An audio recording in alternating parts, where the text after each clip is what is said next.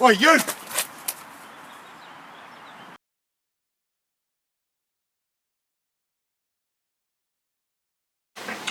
In this step of my self-defence guide, I'm going to share with you some options to defend against variations of the stranglehold.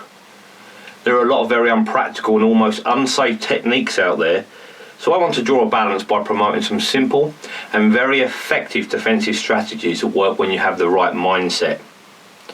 It is important to understand that if an individual strangles you with intent, the only successful defence to release the grip and ultimately create an opportunity to escape is to be offensive. You will be time limited and will only have a couple of seconds to initiate any strike that you choose.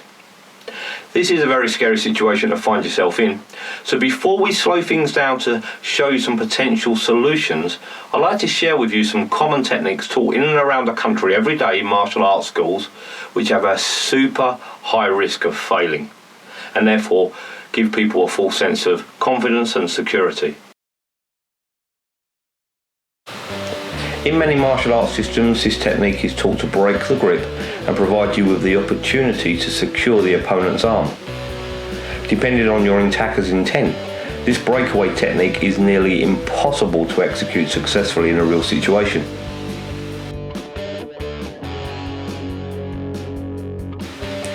Here is another popular breakaway technique taught which in a real situation against an aggressive attacker will be extremely difficult to execute effectively. As a rule, if a technique requires strength to make it work, it more than likely will fail.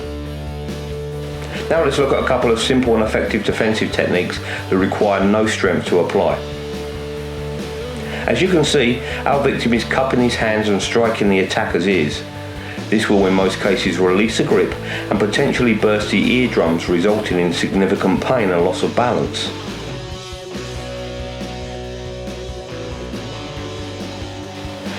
Make sure your hand is cupped to maximise the effectiveness of the strike.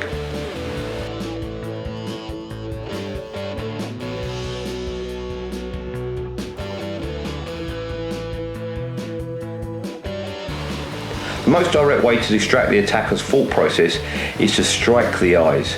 This will instantly release the grip and provide an opportunity for additional strikes.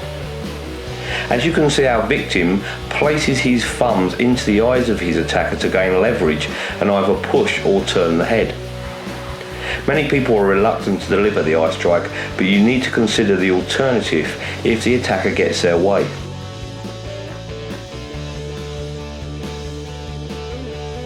If the attacker is very close, then the perfect solution is the elbow strike. It is one of the most powerful strikes you can throw, and delivered to the head will instantly get the result you want. Of course, we can't guarantee how an attacker will stand when they attack you, so consider using a knee drive if their groin or inner thigh is exposed. This is great for releasing the grip and taking the attacker off balance.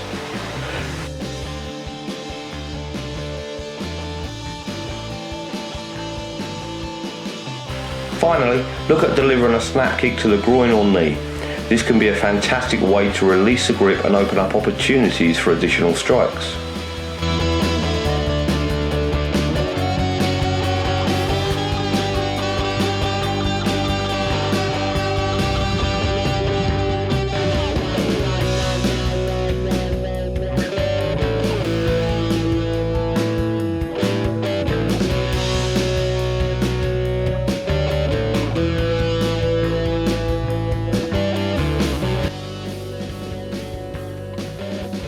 So, let's refresh the rules in 3 easy to follow steps.